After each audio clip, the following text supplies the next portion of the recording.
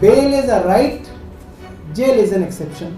तो मुझे लगता है कि उस आधार पर ही अरविंद केजरीवाल जी को भी इसके अंदर राहत मिलनी चाहिए कि इस पदयात्रा को 14 अगस्त को ना शुरू करके 16 अगस्त से शुरू करेंगे, यानी कि स्वतंत्रता दिवस के अगले दिन से शुक्रवार को उसी समय 5 बजे ग्रेटर कैलाश विधानसभा में डीडीए फ्लैट्स कालकाजी इलाके में पदयात्रा की शुरुआत जो है की जाएगी।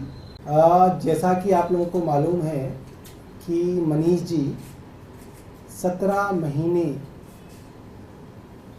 केंद्र सरकार के षड्यंत्रों के कारण जेल में रहे और सुप्रीम कोर्ट ने उनको जमानत दी और उसके बाद पार्टी की तरफ से अनाउंसमेंट की गई थी कि 14 तारीख से, यानी कि आज से, मनीष जी दिल्ली के अलग अलग इलाकों में पदयात्रा करेंगे, लोगों से मिलेंगे।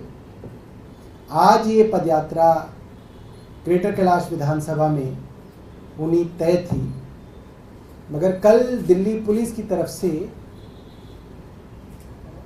कहा गया है कि सुरक्षा और सतर्कता के कारणों से स्वतंत्रता दिवस से पहले उसकी पूर्व संध्या पे इसको ना करके इसको पोस्टपोन कर दिया जाए 1-2 दिन, तो बेहतर होगा, क्योंकि मामला स्वतंत्रता दिवस का है, सुरक्षा और सतर्कता का है।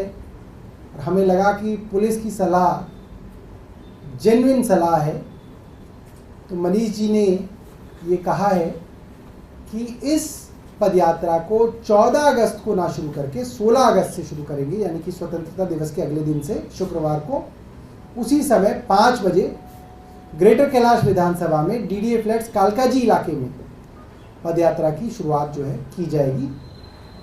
हम नहीं चाहते कि इस अच्छे मौके पे किसी भी तरीके का कन्फ्रंटेशन पुलिस से किया जाए। जब हमें लगा कि वो सलाह जेन्युइन है तो हमने उनकी सलाह मानी। ये आप लोगों को सूचना देनी थी।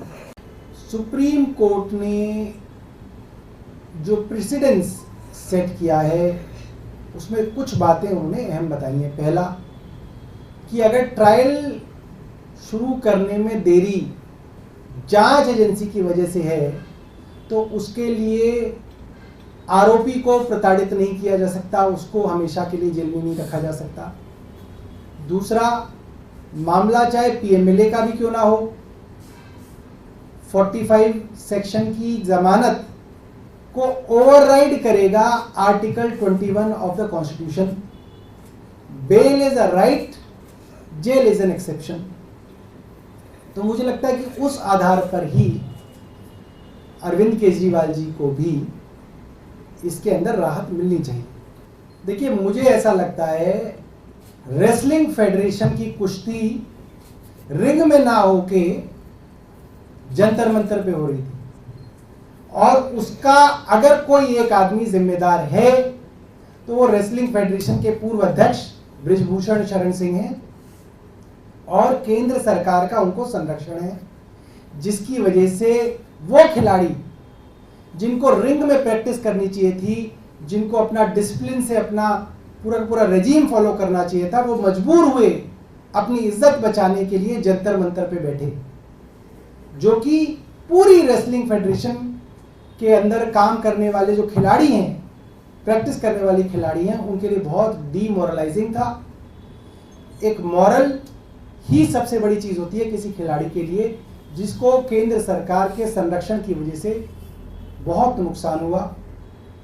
और विनेश फोगाट ने अपने ट्वीट में कई महीने पहले यह तक लिख दिया कि अगर कोच कुछ खिला के आपको डोप टेस्ट में ही फेल करा दे तो क्या होगा। इससे पता चलता है कि खिलाड़ियों को रेसलिंग फेडरेशन के ऊपर और उनके अधीन आने वाले कोचों के ऊपर हमेशा से शक रहा।